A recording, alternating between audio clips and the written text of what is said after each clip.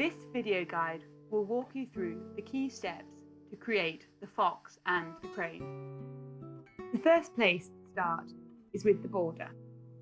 So I would start by putting in this light blue in a satin stitch, forming the shape of the arrows. You can see here I'm just working in a simple satin stitch, putting around 3 stitches on either side of the arrows.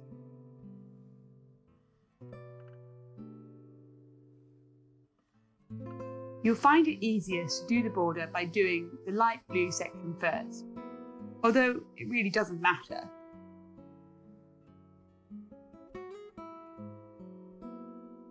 So I would work down and fill in a section with this light blue, as long or as short as you'd like.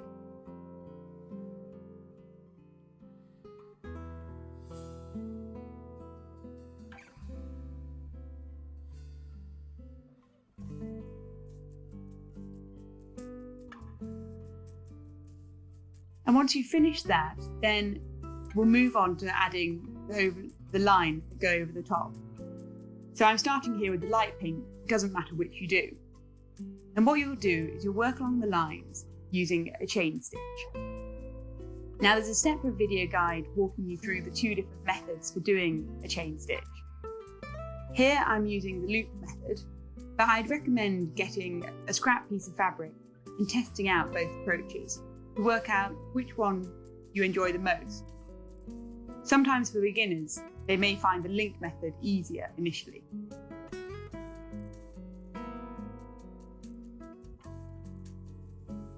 You can see now why it's probably easier if you have the light blue in first, because it means you can just work over the top, covering the section where they join.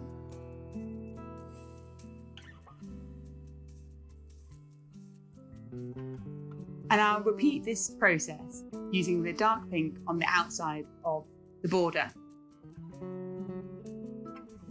Again, I'll just work in a simple chain stitch using a loop method. I think it's quite good to start your embroidery piece on the border, because this way you'll get used to using the satin stitch and the chain stitch, but just following straight lines, which is a bit easier than when you start getting into the figures. So it's a good way to get into the swing of sewing. Do remember to watch the video on getting started and splitting your thread before you get going, as this will walk you through how exactly to thread the needle, tie a knot, etc.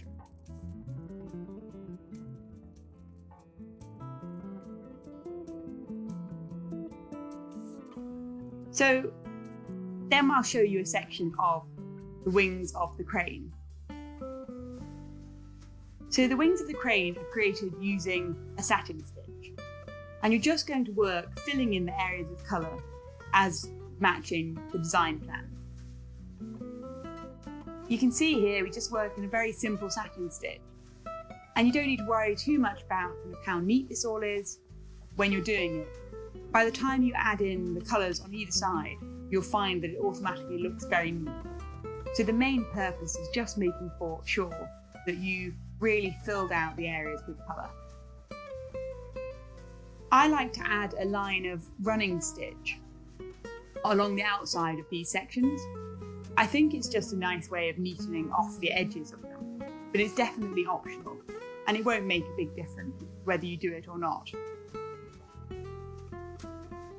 If you want to see the difference between satin stitch and running stitch, do watch the straight stitch how-to video guide, which walks you through each of these. So you can see here how I'm just going round and edging all that white section. You're going to use this exact same stitching approach for stitching up all of the crane. So you'll do everything in a satin stitch, and if you'd like, you can then also add the running stitch around the edge. So you see here how I'm also then going back to this dark blue section and adding a running stitch in here too.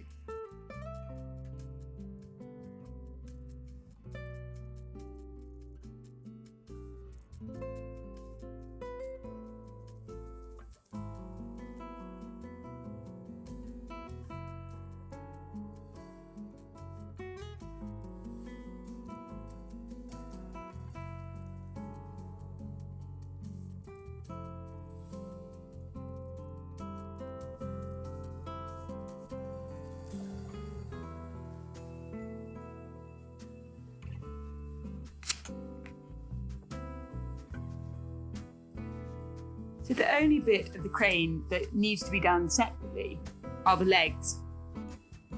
And you should do these legs right at the end because they'll overlap the fox as well. And so you're just going to add these in a running stitch once you've finished everything else. So now the fox. So for the fur of the fox, you'll be doing all of this in a split stitch.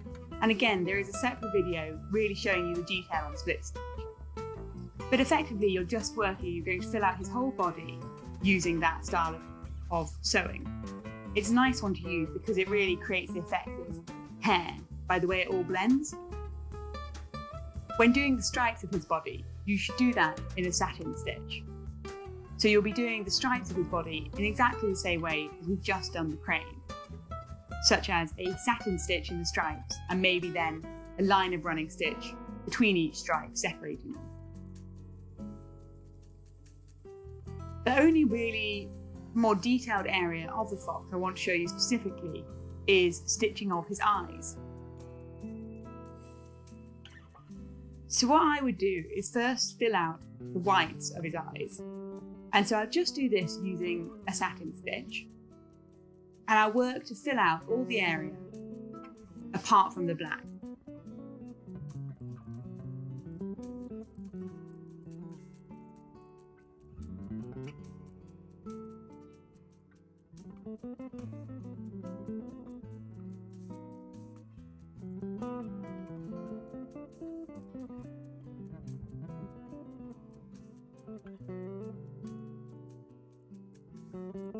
Much like with the parts of the crane, once I've filled out the full area in white, I will go around and add another line of edging around it, just using a running stitch.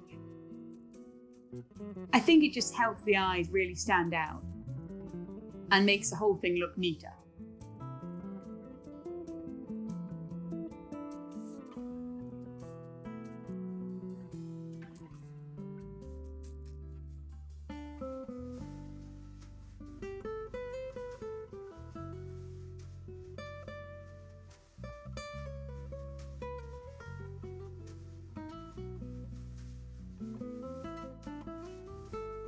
So once that's fully outlined, all you need to do is take your dark grey thread and add in the pupils. And it will only take a couple of stitches to do this.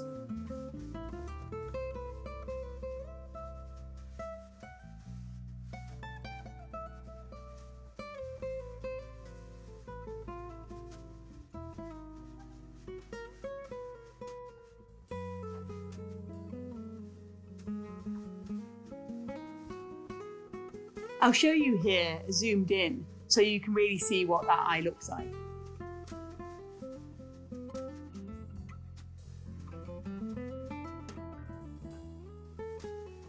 So then the third section of this embroidery piece is the crockery. And the crockery is done entirely in a chain stitch. So I'll show you a relatively long section here of me doing the pod, because I think the area people struggle with most with this is going around the corners. And so I want to kind of show you how exactly I do it going around the corners.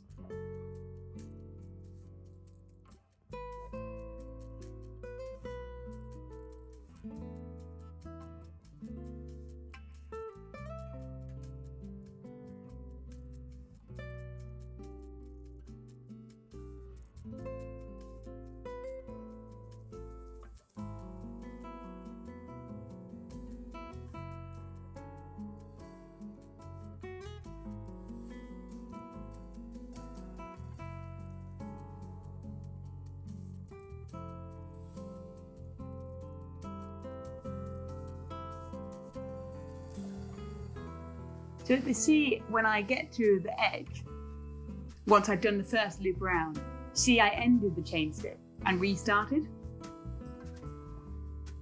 That's just a personal preference and it really doesn't matter. You'll find you get into a way that works the best for you to fill this out. And part of the charm of the Fox and the Crane is that it's a sort of slightly imperfect, wibbly-wobbly shaped crockery. So don't worry too much about how perfect these look, because you really want to get that character. within these.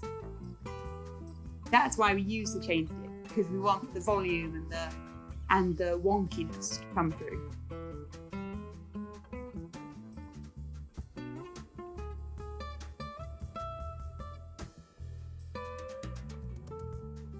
So you'll continue like that, filling in the pots. I won't show you the full detail of that. But if you have any questions, do just get in touch. And there you have it. That's all the main areas of the fox and the crane covered.